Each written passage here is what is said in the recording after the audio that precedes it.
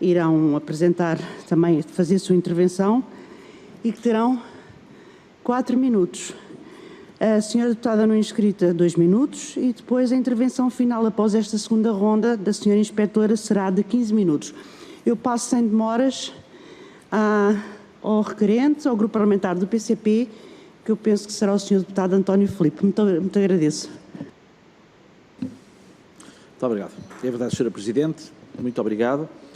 Eu queria agradecer, naturalmente, a participação da Sra. Inspetora-Geral da Administração Interna nesta reunião e que, como foi requerido, tem por objeto discutir os critérios pelos quais é exercida a ação disciplinar, particularmente no âmbito da PSP, mas creio que, obviamente, isso é obviamente extensivo à generalidade das forças e serviços de segurança.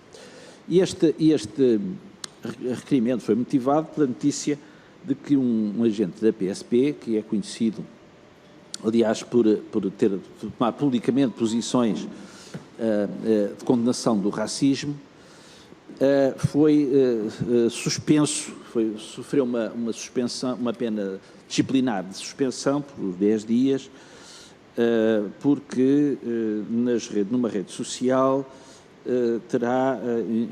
foi considerado que usou termos que não deveriam ser utilizados, porque, referindo-se a um deputado desta Assembleia, considerou que era uma aberração pelas posições que defendia. E por isso foi suspenso por 10 dias.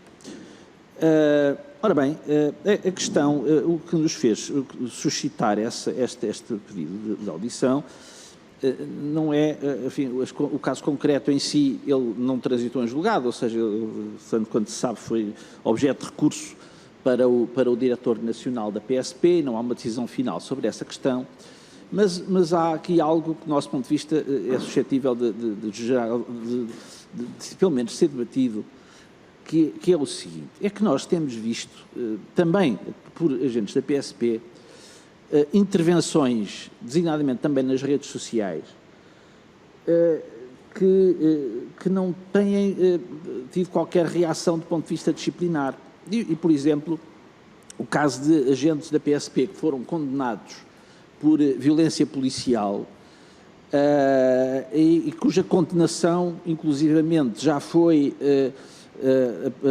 confirmada por um Tribunal Superior, creio que pelo Tribunal da Relação de Lisboa, e que nas redes sociais proferem insultos públicos contra a Justiça, designadamente contra os juízes que os condenaram, e não são conhecidos nenhum procedimentos disciplinares relativamente a esses agentes, nem pelos factos que levaram a que eles fossem condenados, ou seja, eles foram condenados em processo-crime pelo uso da violência, e isso não teve qualquer consequência disciplinar que se saiba, e também não há nenhuma consequência disciplinar que se saiba pelos insultos que eles fazem nas redes sociais contra a Justiça e contra os juízes. Ora bem, e portanto há aqui 2 pesos e 2 medidas, ou seja, há um agente que é punido porque terá violado o princípio de descrição ou de correção que lhe é exigível, mas relativamente a outros essa questão não se coloca. Mas depois há um outro aspecto que também está relacionado com este, que é o seguinte: nós sabemos que ao longo dos anos os dirigentes associativos, quer da PSP, quer sobretudo da GNR, nos últimos anos têm sido vítimas de imensos processos disciplinares por declarações feitas na sua qualidade de dirigentes associativos. Ora bem, e depois vemos movimentos inorgânicos com páginas nas redes sociais, inclusive fazendo ameaças contra a hierarquia, ameaças contra órgãos de soberania, ameaçando para fazer greves não autorizadas, como se sabe, enfim, as forças de segurança não têm direito à greve, do nosso ponto de vista, deveriam ter, mas não têm, mas eles ameaçam, não é, fazer greve mesmo assim, ameaçam pôr em causa a segurança das populações. Bom, e o que é que acontece? Acontece que, evidentemente, se os dirigentes associativos são reprimidos por via disciplinar, isto dá aso a quê? Dá aso a que, obviamente, apareçam movimentos inorgânicos em que as pessoas não dão a cara e, portanto, criam uma situação que é que é lamentável e perigosa para, relativamente às forças de segurança. E, portanto, eu creio que os critérios que têm sido usados para o exercício da ação disciplinar são contraproducentes, do nosso ponto de vista não têm qualquer justificação e só estão a conduzir, de facto, a que haja um péssimo ambiente nas forças de segurança e que se traduza depois, obviamente, também na própria imagem que essas forças transmitem ao conjunto da sociedade.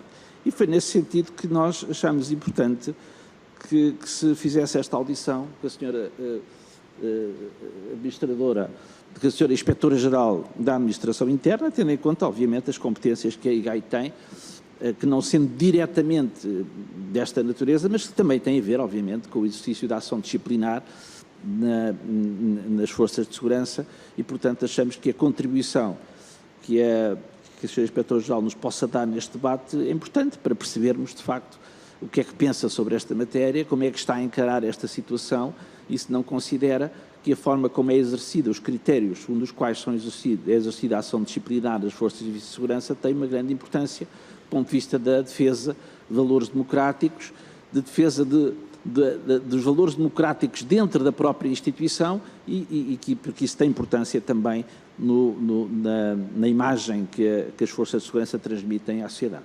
E é esta a razão de ser do nosso requerimento. Muito obrigado. Muito obrigado, Sr. Deputado António Filipe. Passo agora a palavra à Sra. Inspetora-Geral da Administração Interna, a Juíza Desembargadora Anabela Leitão Cabral Ferreira. Tem a palavra 10 minutos.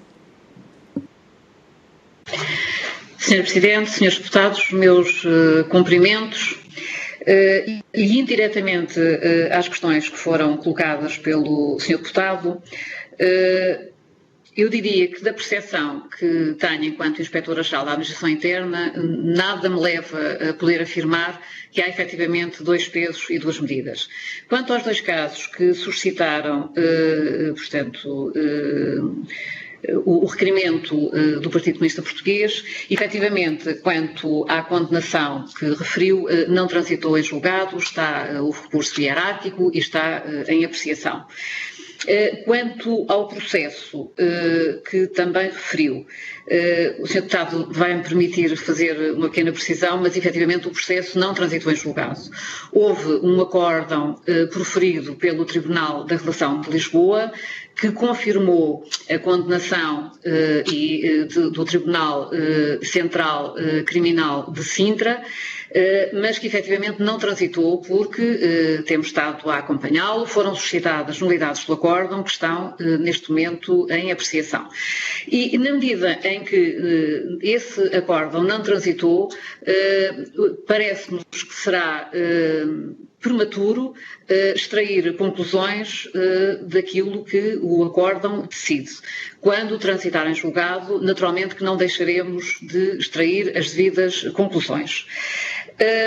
Quanto ao que foi, enfim, e que foi veiculado pelos meios de comunicação social, expressões que terão sido proferidas, por menos por um dos agentes que foi condenado, portanto, em primeira instância e depois, embora volto a referir, por decisão que ainda não está transitada em julgado, pelo Tribunal da Relação de Lisboa, eu permito-me também introduzir aqui uma precisão. É que, efetivamente, a Polícia de Segurança Pública instaurou um processo de inquérito, portanto, que é um processo de natureza disciplinar e que está a correr os seus termos.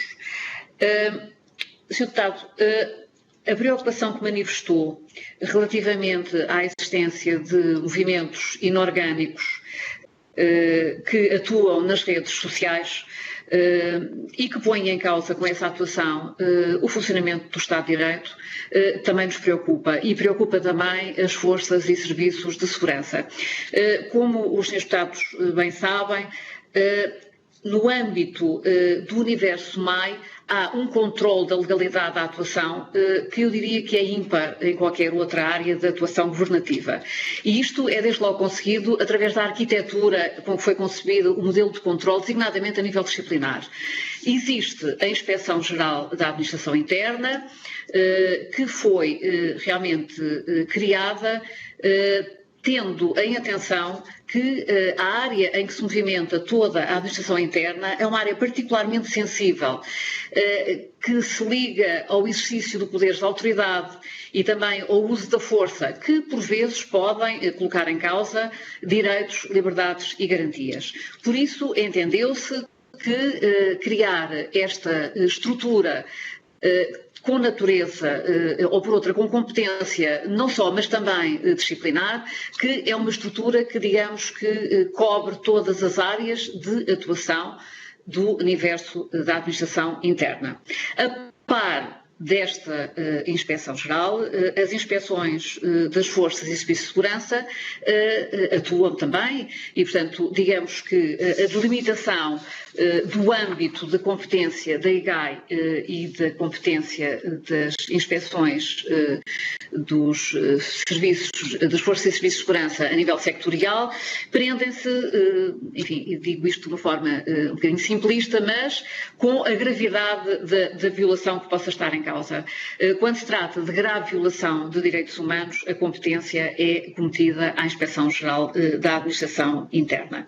Mas realmente quero voltar a frisar que a própria arquitetura dá a garantia acrescida do bom funcionamento das instituições.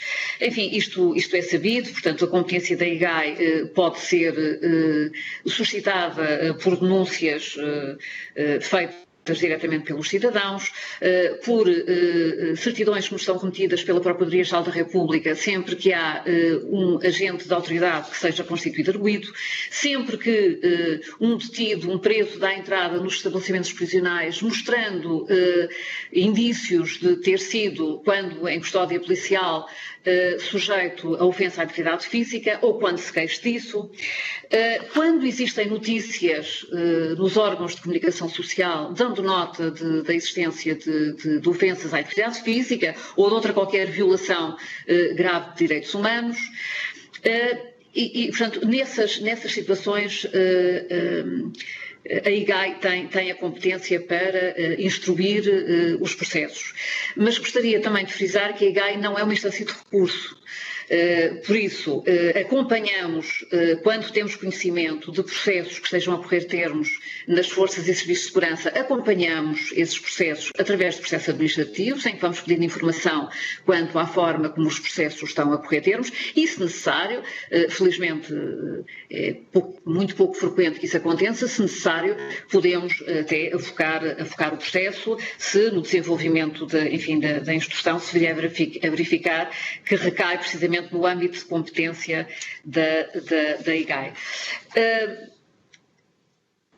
A verdade é que as Forças e Serviços de Segurança têm vários centros de competência disciplinar. Tem uma inspeção nacional, mas depois tem, ao longo do país, tal e qual como as outras Forças e Serviços de Segurança, têm centros de competência disciplinar.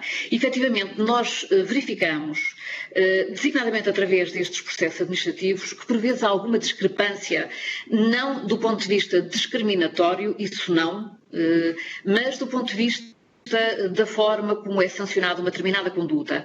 A aposta que fizemos, e é uma aposta absolutamente estratégica, e assim foi contemplada no nosso plano de atividades para o ano 2020 e também para 2021, é através da formação. Portanto, vamos formar não dentro do modelo clássico de formação dada nas escolas que formam quer oficiais, quer agentes, mas indo para o terreno. Portanto, o projeto que tínhamos e que infelizmente a pandemia veio de forma alguma inviabilizar, mas tivemos que adequar ao tempo que vivemos.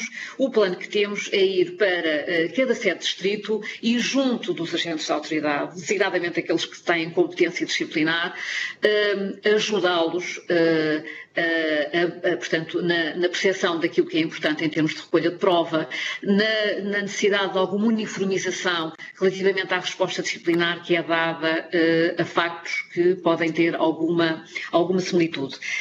Queria também deixar a garantia aos senhores deputados de que a preocupação que existe com as questões ligadas à discriminação, em qualquer uma das suas vertentes, é absolutamente vital e essencial no universo MAI. Diria até que não pode ser maior. Eu diria que o combate à discriminação tem que ser, obviamente, um desígnio nacional e tem que passar pelo setor dos transportes e mobilidade, tem que passar pela saúde, tem que passar pela educação, tem que passar pela arquitetura. Conhecemos todos, enfim, um célebre estudo feito em Stanford em 1969, que é a teoria das janelas partidas e, portanto, a influência que tem o espaço no comportamento humano e também, naturalmente, na segurança, que é uma área absolutamente vital no que diz respeito à garantia de que as práticas não são discriminatórias. E, nesse aspecto, eu diria que, sabendo nós que, recentemente, portanto, trata-se de um despacho de 8 de janeiro de 2021, a senhora Secretária de Estado para a Cidadania e a Igualdade criou um grupo de trabalho para a prevenção e combate ao racismo e à discriminação, mas o certo é que, com a promoção da EGAI, já no primeiro semestre de 2020 tínhamos identificado isso como uma área em que tínhamos que atuar. E atuámos. Apresentámos publicamente, no que fomos acompanhados pelos dirigentes das 3 forças e serviços de segurança, apresentámos aquilo que era um projeto de um plano de prevenção de manifestações de práticas discriminatórias, apresentámos-lo publicamente, criou-se um grupo de trabalho, o grupo de trabalho fez uma proposta que foi apresentada já ao Sr. Ministro e julgo poder dizê-lo que brevemente irá ser conhecido publicamente o resultado desse trabalho. Esse plano tem várias vertentes, que, enfim, pela exiguidade do tempo agora irei meramente enunciar, tem a ver com o recrutamento, portanto queremos garantir que não haja agentes da autoridade que sejam recrutados e que tenham um ideário contrário ao Estado de Direito, sendo certo que são eles o garante do Estado de Direito. A formação inicial e contínua, no modelo que já referi, não é um modelo clássico de conferências que são dadas nas escolas de formação. Isso é importante, mas não é suficiente. É ir para o terreno. Peço desculpa, mas o tempo já... Terá depois, ou usará um pouquinho mais de tempo, mas depois será retirado no fim, não sei o que é que prefere. Com certeza que sim. Eu talvez preferisse concluir muito brevemente a enunciação do plano, por isso iremos também, o plano toca também, e isto é importante, na interação dos membros das forças e serviços de segurança entre si e também com a comunidade, e isso insere-se também na questão que o Sr. Deputado colocou, que é a atuação nas redes sociais. Portanto, nós não podemos aceitar que, enquanto garantes do funcionamento, do normal funcionamento do Estado de Direito, um agente da autoridade que jura defender o Estado de Direito, a seguir vá para as redes sociais atacar esse mesmo Estado de Direito. E, portanto, instituiremos também mecanismos preventivos e de monitorização das manifestações de discriminação.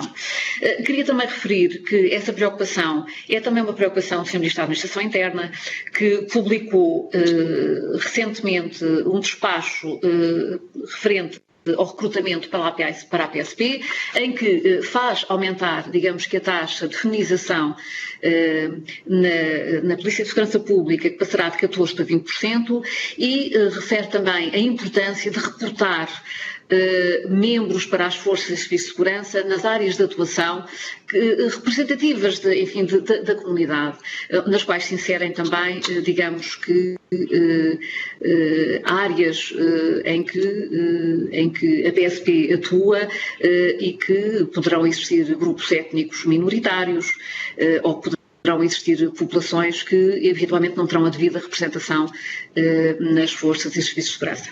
Pronto, senhores deputados, as minhas desculpas por ter excedido o meu tempo, estou à disposição para questões que queiram colocar.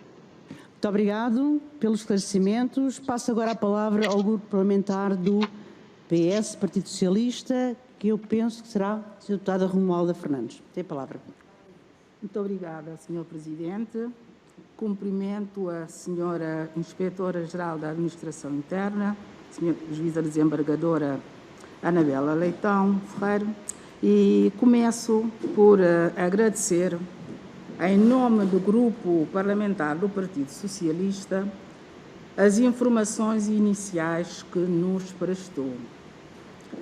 Realçamos como muito positivo o plano de combate ao racismo no interior das forças policiais em preparação, que acabou de nos referir e que, havendo tempo, gostaria se nos pudesse explanar um bocadinho mais sobre este plano. Porque para nós este plano será seguramente um importante contributo para a prevenção e combate de manifestações do racismo no interior das forças policiais e para afirmar uma polícia onde não há espaço para o racismo, como, aliás, referiu recentemente o Sr. Ministro da Administração Interna. Este assunto reveste uma natureza muito sensível. O Grupo Parlamentar do Partido Socialista está firmemente empenhado no combate ao racismo, à discriminação e a todas as formas de manifestações conexas. Por isso mesmo, como também já foi referido, a Sra. Secretária de Estado para a Igualdade e Cidadania criou um grupo de trabalho, um grupo de estudo, composto por representantes da sociedade civil, para estudar esta questão e, por isso mesmo, preocupa-nos qualquer sinal que tenda a desvalorizar esta questão. Sobre o processo disciplinar em concreto, não cabendo ao Parlamento interferir na atuação da IGAI, no exercício da sua missão e atribuições, desconhecendo em concreto o processo e, sobretudo, sabendo que ainda não se transitou em julgado, o que gostaríamos aqui de lhe perguntar e de perceber é qual a razão desta aparente divergência de atuação que foi referido desde o início, que é que está na base do requerimento que foi apresentado. Muito obrigada. Muito obrigado. Passo agora a palavra ao Partido Social Democrata. Senhora Deputada Emília Cerqueira. Obrigada, Senhora Presidente. Cumprimento também a Senhora Inspetora-Geral da IGAI, Senhora Juíza Desembargadora Anabela Garcia Ferreira, sendo que, relativamente a este requerimento e como declaração prévia, o PSD não pode deixar de dar nota que não nos compete julgar casos concretos, processos concretos, trâmites concretos, independentemente daquilo que possam ser as nossas percepções à primeira vista. Não é essa a função do Parlamento e até, com todo o respeito por este requerimento, que é uma oportunidade também para falarmos da IGAI, parece-nos que é uma forma de desprestigiar as instituições e aquele que é o papel que cabe a cada um de nós e, portanto, sobre essa matéria não vamos pronunciar-nos em concreto, porque aquilo que é noticiabilidade de um caso não pode ser um julgamento e a senhora Inspetora, como magistrada que é, sabe perfeitamente que não podemos, dessa forma, ser aqui juízes, testemunhas e ainda parte acusatória. Portanto, não é esse o nosso papel e, portanto, o PSD não o fará. Sem embargo, é uma oportunidade de escrutinar aquela que é a atividade da IGAI e deixar uma nota que o combate à discriminação e ao racismo tem que ser um imperativo de todos, quer dos partidos políticos, quer de nós todos, enquanto coletivo, enquanto sociedade. E, portanto, não posso rever nas palavras, é uma preocupação do Sr. Ministro da Administração Interna. Até porque mal seria se não o fosse. Portanto, isso é que seria de nos preocupar e estarmos aqui a discutir que não o fosse. Porque tem que ser de todos, como disse, e dos grupos de trabalho e de todos aqueles que são os atores políticos, que é o terreno. E também vemos com alguma preocupação, Sra. Inspetora, a questão dos movimentos inorgânicos e destes movimentos que vão surgindo. Mas também há uma percepção pública muitas vezes, de uma grande desproteção das forças de segurança face a situações de violência e que muitas vezes há a tendência de se ver só um lado da moeda e um espectro e uma face da realidade. E, portanto, perante estas denúncias que têm vindo a aumentar, segundo os relatórios, como sabe, e não vou perder muito tempo nos números, porque naturalmente que os conhece, a nossa pergunta é qual é a forma de atuação perante todos os casos que vão surgindo, das diversas denúncias, de diversas origens, que têm a ver com violação dos direitos fundamentais, nomeadamente a questão racista, os ataques à democracia, a violência gratuita, em função quer de género, quer de ideologia, quer de raça, portanto, independentemente, gostaria de origem étnica, portanto, gostaria que nos dissesse qual é aquela que é a grau de atuação para todos os casos dentro da IGAI, naturalmente, bem como qual é o número de processos que temos relacionados com esta matéria da discriminação racial, porque aquela coisa que estamos a debater mais de perto, quantos são os casos que têm vindo ao conhecimento da IGAI, bem qual tem sido a tramitação e o desfecho desta tramitação, naquilo que nos puder naturalmente conduzir, até porque, como sabe, os últimos dados que dispomos são de 2019 e já estamos em 2021 e, portanto, não temos noção de qual foi a evolução durante o ano 2020, pelo menos por dados oficiais, e nós precisávamos ter aquela que é a noção mais aproximada possível da atuação. Portanto, aproveitava também para a questionar sobre qual foi o ponto de situação no ano 2020, dos casos que, entretanto, foram dados conhecimento pelas diversas formas de denunciados à IGAI, qual foi o tratamento que lhes foi dado, qual foi o final desses processos, se eles foram arquivados liminarmente, se deram lugar a sanções disciplinares, em que números, a qual a percentagem, também para que o Parlamento possa escrutinar de qual foi a evolução até nestes tempos de pandemia desta realidade e aquele que foi o tratamento e que nós temos e acreditamos profundamente que a IGAI não escolhe os bons e os maus, que trata todos por igual e gostava que nos tranquilizasse neste sentido também de qual foi o tratamento que nós acreditamos e quero que nos deixe essa garantia que todos são tratados por igual, com justeza, que é aquilo que tem que acontecer no Estado de Direito. Muito obrigada. Muito obrigada, Sra. Deputada. Passo então ao Bloco de Esquerda, à Sra. Deputada Sandra Cunha.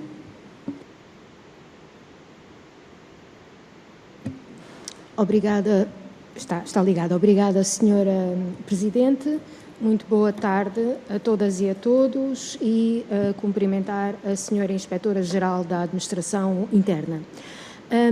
Eu não vou repetir as considerações e as questões que foram colocadas pelo Sr. Deputado António Filipe, que aliás subscrevo, e devo salientar que me parece que a separação de poderes entre política e justiça, invocada pela Sra. Deputada Emília Cerqueira, não colide com o dever de escrutínio, de avaliação e o direito também à informação por parte da Assembleia da República sobre todas as questões que afetam as forças e serviços de segurança, no caso concreto, e a administração interna, e sobre esta questão em específico também.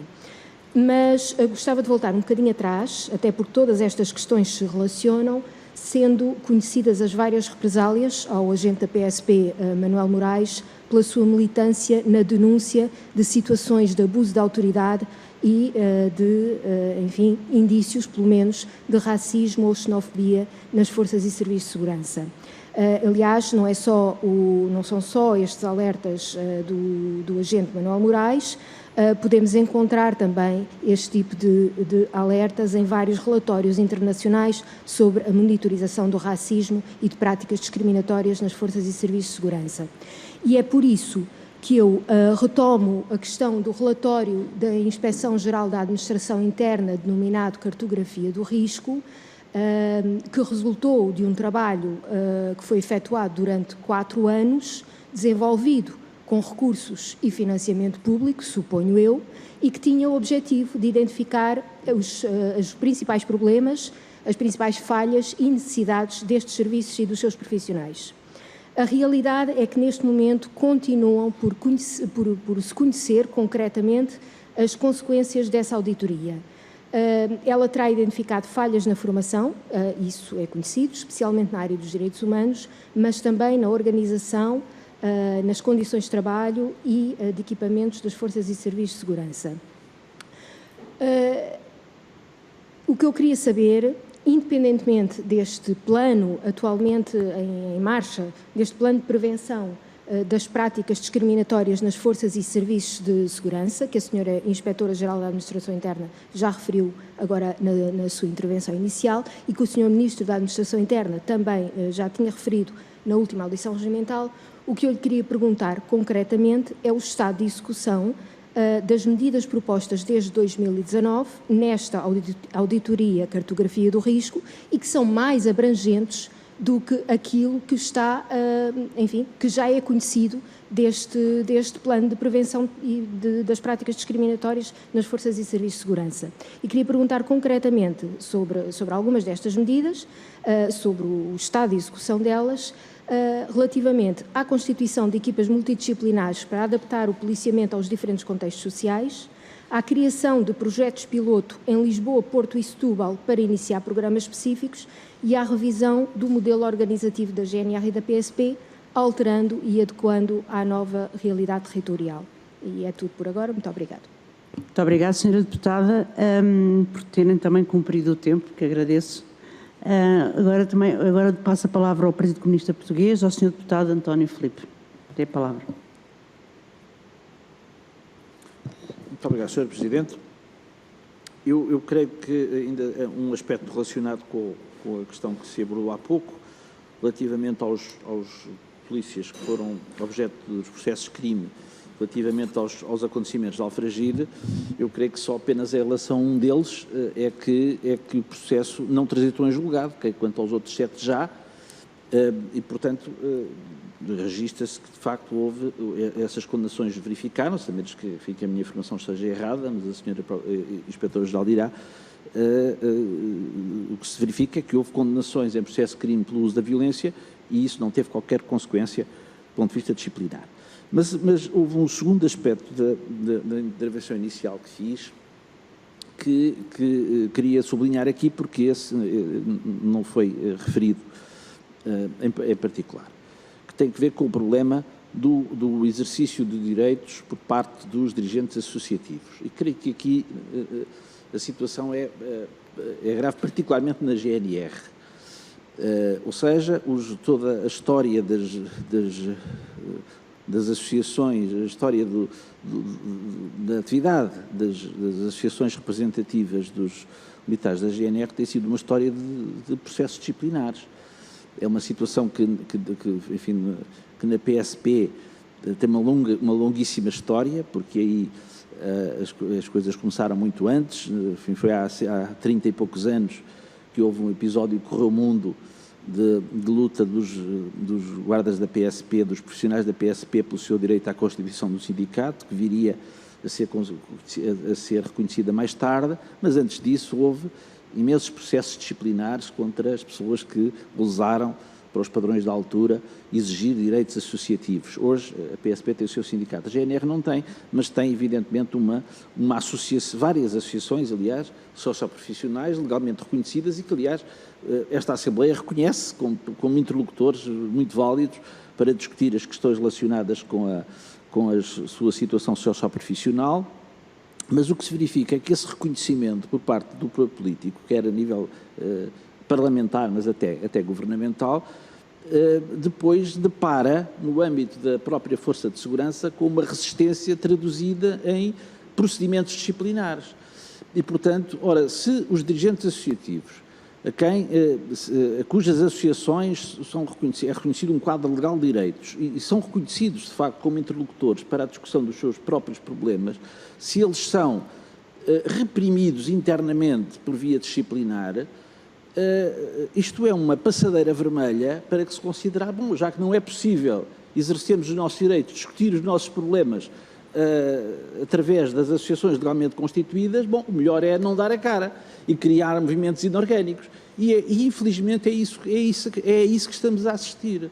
E, portanto, há uma história de procedimentos disciplinares contra dirigentes, designadamente da mais representativa das associações da GNR, que é a Associação dos Profissionais da Guarda, que é altamente dissuasora do exercício de direitos associativos, e isso é um empobrecimento, do nosso ponto de vista, para a democracia e também, obviamente, para a própria Força de Segurança em que se insere. E, portanto, eu gostaria de saber que que opinião é que a senhora Inspetora-Geral da Administração Interna tem disto, se considera que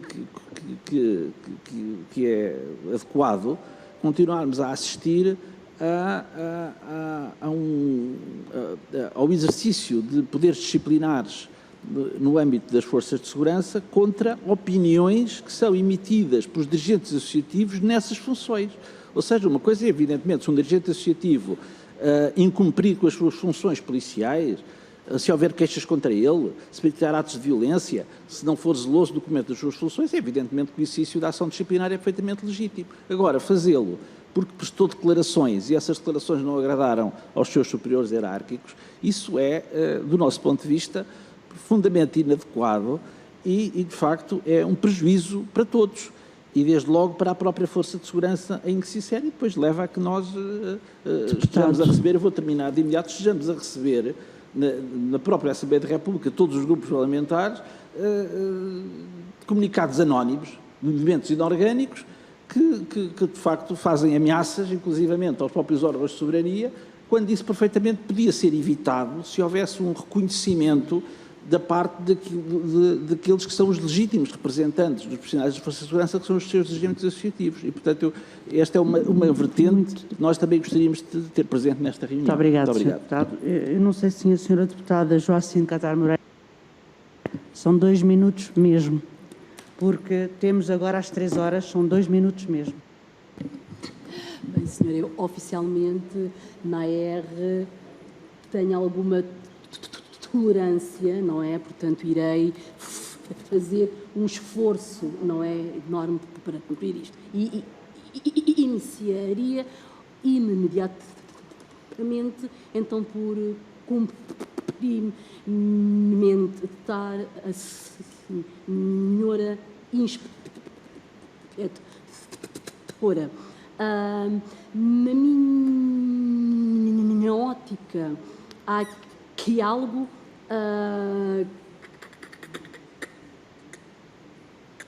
que é o que imediatamente me faz subscrever este requerimento do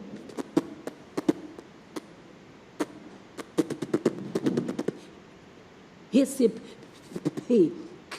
que é a ideia de que, efetivamente, há 2 maneiras de atuação, ou então age-se em alguns e não se age em outros. O que originou a suspensão de Manuel Moraes, não é? Foi o facto de este ter afirmado nas redes sociais de que o deputado André Ventura era uma aberração e o facto de, na ótica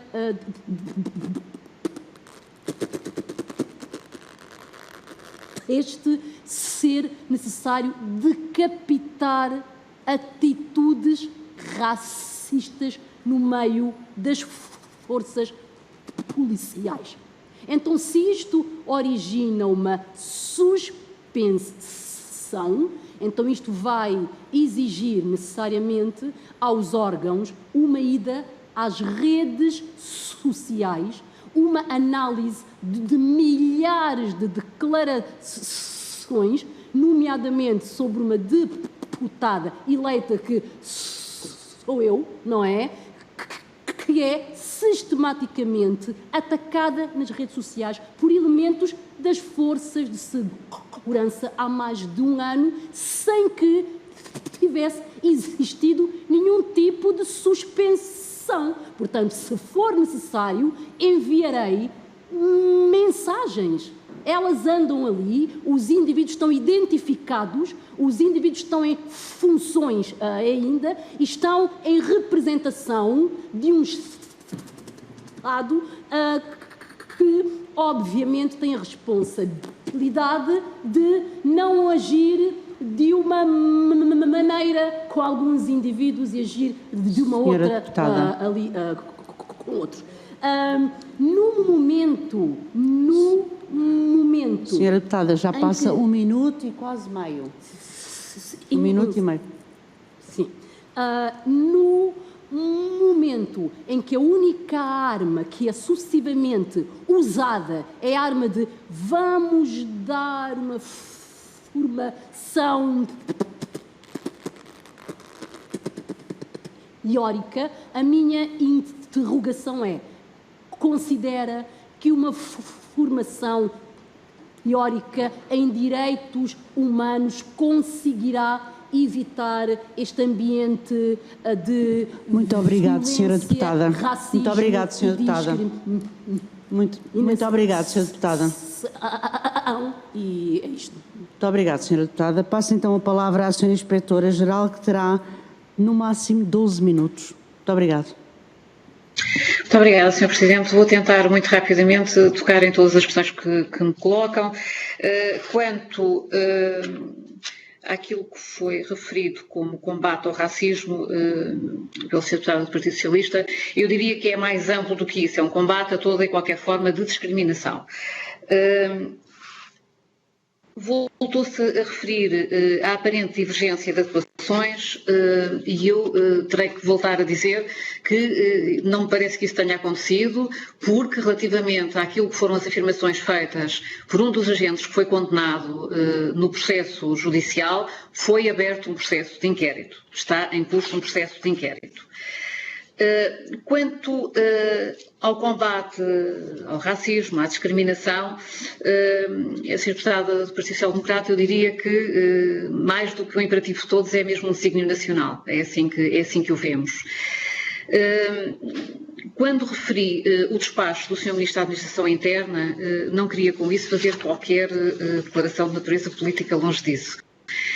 Mas efetivamente não posso deixar de referir como importante, porque é uma manifestação do ponto de vista institucional relevante, de que numa abertura de concurso recente, de novembro, para a PSP, se diz especificamente que privilegiar o recrutamento de candidatos oriundos de áreas de jurisdição territorial da PSP e que sejam adequadamente representativos da diversidade de contextos sociais e culturais em que atua a PSP. Portanto, isto é efetivamente, do ponto de vista institucional, uma manifestação clara, evidente e incontornável da preocupação que realmente existe. Quanto aos casos que têm vindo ao conhecimento da IGAI, nós fechamos o ano de 2020 com 100 processos de natureza disciplinar.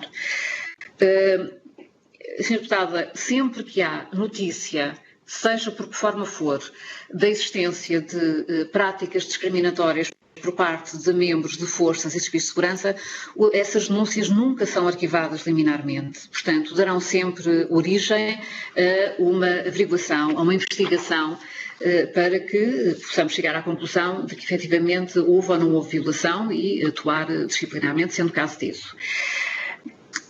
Quanto à cartografia do risco, Sra. Deputada, os seus deputados tiveram acesso ao relatório que foi feito, em que eram apontadas falhas na formação. Essas falhas estão identificadas, deram origem e são contempladas também no plano de prevenção de que falei há pouco. Enfim, isso terá que ser melhor trabalhado, mas de qualquer forma, aquilo que pretendemos, e aqui entronco também na última questão que me foi colocada, é que tudo aquilo que diga respeito à discriminação em qualquer uma das suas vertentes de género, de nacionalidade, de religiosa e racial também, vamos ponderar a possibilidade disso ser introduzido nos currículos das escolas de formação, de oficiais e de agentes ou militares, de uma forma segmentada, ou seja, haver uma disciplina, uma cadeira que trate especificamente destas matérias, de forma a que isto não se dilua naquele grande quadro que são os direitos, liberdades e garantias ou os direitos humanos. Portanto, isto traduz também a relevância e a importância que damos a estas matérias. matérias que pretendemos autonomizar. Portanto, sim, a intervenção na formação. Quanto aos equipamentos e condições de trabalho, eles são identificados e com frequência, são reportados e com frequência dão origem a alterações, enfim, imediatas quando isso é possível, mais estruturadas quando assim não acontece. E isso no âmbito de qualquer força de exercício de segurança, designadamente dos serviços estrangeiros e fronteiras, dos centros de instalação temporária, em que fiscalizamos também, de forma a nos assegurarmos e assegurarmos também que efetivamente cumprem com os requisitos necessários para que ali estejam instaladas pessoas a quem foi recusada a entrada em território nacional. A constituição de equipas multilaterais, elas vão ser criadas porque, designadamente na área do recrutamento, mas também na área da formação. No recrutamento porque nos parece que é necessário trazer para dentro do sistema, designadamente psicólogos, que revejam aquilo que são os testes psicotécnicos ou psicológicos, como se queira chamar, que são aplicados no recrutamento, de forma a garantir que não ingressam dentro das forças de serviço de segurança alguém que tenha ideários contrários ao Estado de Direito. A formação, penso que já, enfim, com o pouco tempo que tenho, que já me referi suficientemente a ela. Quanto à revisão do modelo organizativo, isso trata-se efetivamente de matérias de natureza que cabem ao decisor político e não à EGAI. Eu não estou segura de ter tocado em todos os aspectos que a senhora deputada do Bloco de Esquerda referiu, mas, enfim, eu tentei fazer isso. Sr. Deputado, a informação que temos relativamente ao processo judicial é que não transitou em julgado. Portanto, pedimos informação ao Tribunal da Relação de Lisboa e a informação que temos é que não transitou em julgado. É evidente que um processo pode transitar relativamente a alguns arguidos que tenham sido condenados e não transitar em relação ao outro, mas não sabemos porque a informação que temos é que efetivamente não há trânsito em julgado do acórdão do Tribunal da Relação de Lisboa. O Sr. Deputado referiu-se também ao exercício de direitos por parte de dirigentes sindicais ou associativos e que se tem registado a existência de processos disciplinares, sobretudo na GNR, precisamente por emitirem opiniões contrárias, enfim, aos dirigentes da GNR ou à tutela. Sr. Deputado, eu confesso-lhe que não tenho conhecimento de que isso aconteça. E o que peço, Sr. Deputado, é que aquilo que peço sempre quando estamos a falar de atuações de forças de serviço de segurança. Sr. Deputado, se tiver conhecimento de situações em que isso aconteça, o Sr. Deputado reporte-as, por favor, e naturalmente que as analisaremos com todo o cuidado. Agora, o Sr. Deputado estabeleceu uma ligação direta entre a existência desses processos disciplinares e o surgimento de movimentos inorgânicos. Eu confesso que tenho a maior preocupação quanto à existência desses movimentos inorgânicos, desde logo porque não têm cara, não temos interlocutor com quem falar, não temos alguém com quem, numa perspectiva de lealdade e de abertura, possamos discutir ideias, possamos discutir projetos, e, portanto, preocupa-me muito a existência desses movimentos. Não tenho como certo, nem tenho elementos para achar que efetivamente há uma relação de causa e efeito entre esses procedimentos disciplinares que o Sr. Deputado afirma que existem e o aparecimento desses movimentos inorgânicos. Aliás, se atentarmos bem, esses movimentos inorgânicos surgem também bastante no âmbito da Polícia de Segurança Pública e, portanto, realmente não consigo estabelecer com os dados que tenho, que estão disponíveis, não consigo estabelecer esse nexo. É evidente que não deixarei de dizer que se um dirigente sindical for punido em qualquer uma das forças de serviço de segurança por emitir uma opinião e que o faça de uma forma leal, que o faça de uma forma correta, porque quer os militares do GNR, quer os agentes da PSP, quer os senhores inspectores do CEF estão obrigados estatutariamente a esse dever de correção. Se o fizerem assim, é evidente que isso será um erro e seria um delito de opinião. Aliás, essa questão tem-se colocado relativamente àquilo que é publicado nas redes sociais. Eu confesso que não é por acaso que o nosso plano chama-se Plano de Prevenção de Manifestações de Discriminação nas Forças e Serviços de Segurança. E porquê? Porque o pensamento é completamente livre, quer dizer, não temos qualquer pretensão, não queremos mesmo controlar o pensamento de alguém. Agora, esse pensamento, qualquer que ele seja, não pode traduzir-se, não pode manifestar-se em práticas discriminatórias por parte de quem tem a incumbência de salvaguardar o Estado de Direito e a autoridade do Estado. E, portanto, é realmente muito importante que não haja essas manifestações. E por isso, as redes sociais são a praça pública dos dias de hoje. Não podemos permitir que um agente de autoridade jure defender o Estado de Direito, e é o garante do funcionamento do Estado de Direito, ou um dos garantes, um dos pilares do funcionamento do Estado de Direito, e depois seja permitido que publique comentários ou opiniões contrárias a esse Estado de Direito, quaisquer que elas sejam, quer sejam de naturezas rássicas.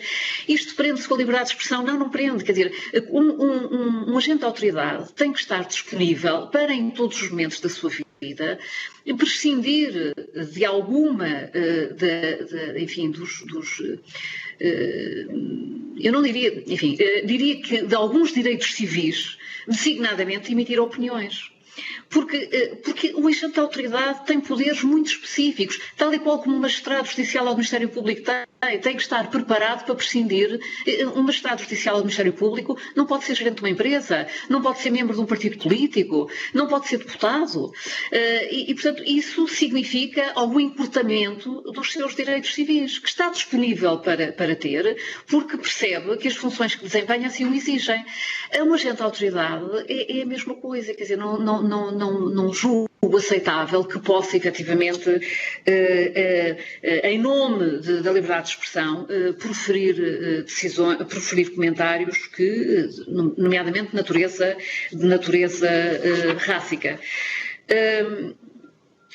Sr. Deputado, eu não sei se tenho mais alguns minutos ou sequer se consegui responder a todas as perguntas que foram colocadas. Tem 30 segundos. 30 segundos seria só o tempo necessário para agradecer, enfim, terem ouvido, enfim, em matérias que realmente nos preocupam a todos e que realmente nos convocam a todos para procurarmos ter umas forças de segurança que melhor atuem entre si e na relação com a comunidade. E este interesse é de dois sentidos.